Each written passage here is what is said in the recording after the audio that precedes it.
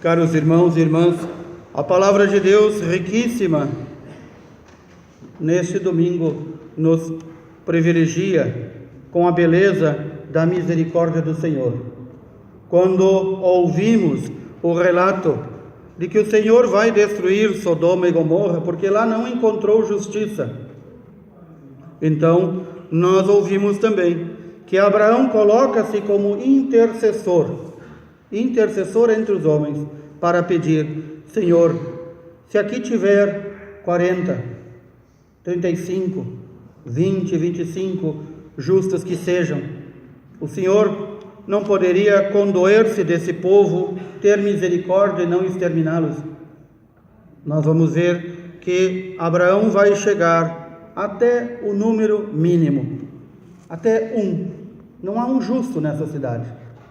Recordemos que a palavra de Deus nos diz: justo é aquele que vive segundo a lei de Deus. E nós nos perguntamos: quantos justos há entre nós? Quantos justos há entre nós? Quantos são aqueles que vivem voltados para o Senhor? Graças a Deus, desde que o Senhor criou e fundou a sua igreja, Ele nos deixou homens e mulheres que intercedem dia e noite em oração e em obras pelo povo de Deus. E mais ainda, intercedem por toda a humanidade. A oração não se restringe àqueles que pertencem à igreja. A oração rompe qualquer muro, qualquer barreira, qualquer circunscrição. A nossa oração não tem limites quando colocamos nossa confiança no Senhor. E, portanto, podemos sim interceder uns pelos outros, por meio da oração. Não só da oração, mas também das obras. Nós, quando falamos em oração como intercessão, recordamos os nossos irmãos e irmãs religiosos que vivem enclausurados. Mas não é somente isso. Também nossos irmãos e irmãs religiosos de vida ativa no mundo, que fazem as missões, que atendem, seja homens e mulheres do povo de Deus ou não. Aí também há uma ação de como que um freio na justiça de Deus. Certamente, se nós já não tivéssemos estes homens e mulheres, se nós não tivéssemos aquelas mães e avós que rezam por nós, aquelas pessoas que aos olhos do mundo são considerados uns ninguém, sem importância, se nós não tivéssemos, já teríamos sido destruídos pela nossa própria maldade. Portanto, o Senhor se compadece de seu povo. O Altíssimo olha aos mais pobres, especialmente aqueles que se entregam confiantes a Ele. E Ele reconhece de longe, como diz o Salmo 137, reconhece de longe os orgulhosos, aqueles para os quais Deus não tem nenhum valor. Ele reconhece e ajuda a caminhar em meio à desgraça deste mundo o pobre, aquele que se coloca sob os cuidados de Deus, aquele que serve ao seu irmão. A este ele ajuda a caminhar em meio à desgraça para fazer receber a vida eterna e a vida plena, já aqui nesta vida. Nós ouvimos São Paulo escrevendo aos Colossenses: toda a humanidade em Adão e Eva contraiu esta dívida, que era o objeto da nossa dívida, a nossa desobediência. Cada um de nós pode pensar nesse instante, quando São Paulo fala nesta dívida, nossas dívidas. Quantas vezes temos dívidas aqui ou acolá, e temos ali a fatura, a nota promissória para pagar, e nos sentimos angustiados porque não conseguimos pagar. Imaginemos que esta conta foi paga. É esta linguagem que São Paulo está usando. A nossa dívida com Deus, que é dívida muito maior que qualquer dinheiro devido. A nossa dívida da nossa desobediência foi paga. Por quem? Por um único. O único justo que foi encontrado entre nós. E este justo não só cancelou a nossa dívida, não só pagou todas as obrigações decorrentes da nossa dívida, mas diz São Paulo, ele também pregou a nossa dívida na cruz, junto com ele. Lá na cruz está a minha e a tua dívida paga.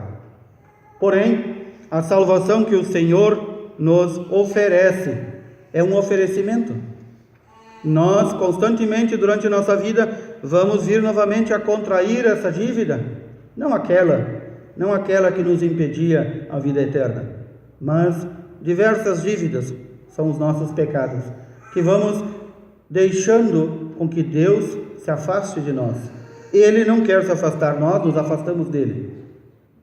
A nossa dívida principal e as suas obrigações decorrentes está paga. Todos nós teremos acesso à vida eterna, mas o Senhor quer que nós também façamos algo. Não é algo imposto a salvação. Ninguém recebe a salvação por obrigação. Nós temos que dizer sim, eu aceito que este justo pagou a minha conta e quero me unir a ele também, cancelando a minha dívida diariamente, perdoando, recebendo o perdão dos pecados e perdoando aos meus irmãos. É isso que o Senhor ensinou quando pediram que ensinasse os discípulos a rezar. A oração que nós chamamos do Pai Nosso. Ali contém os 7 pedidos principais que devemos pedir diariamente, mas também, entre estes pedidos, há um centro que diz que nós sejamos perdoados na medida que perdoarmos os outros. Aqui está a chave. O perdão e a misericórdia de Deus são infinitos. Ninguém pode vencê-lo em misericórdia e amor. Mas se nós não perdoamos, nós não alcançaremos misericórdia. É isso que vai entender São Paulo em muitas de suas cartas e vai ensinar. A misericórdia de Deus, para transbordar em nós, precisa-se também que nós transbordemos em misericórdia, amor, compaixão aos outros. Procurar servir, procurar amar, procurar perdoar todas as faltas alheias. É muito difícil para nós, para todos nós. Para ninguém é fácil perdoar. Nós sozinhos somos capazes de não conseguir, mas então a graça de Deus vem em nosso auxílio. É ela que nos restaura de nossa infidelidade. É ela que nos restaura para andarmos novamente no caminho do Senhor. Nós que muitas vezes nos descarrilhamos, saímos fora do caminho, nos perdemos, mas o Senhor nos deixou já aqui na terra algumas pistas para encontrarmos o caminho. Perdoar, amar os inimigos e também colocar-se a serviço dos irmãos. Se eu não me coloco a serviço do outro, eu apenas quero ser servido. Portanto, eu me faço Deus. Eu me faço não necessitado da ajuda de Deus. Como é bom servir. Apesar de nossa infidelidade, apesar de nossa fraqueza, como é bom servir. Como é bom perdoar e estar com a consciência tranquila. Como é bom receber o perdão quando erramos. Como é maravilhoso saber que o Senhor cancelou a nossa dívida com o Pai. Sejamos, caríssimos irmãos e irmãs, gratos, sumamente gratos ao Filho único justo que cancelou a nossa dívida, pregando-a consigo na cruz. Que o Senhor nos ajude, que o Senhor nos fortaleça neste santo propósito. Louvado seja nosso Senhor Jesus Cristo.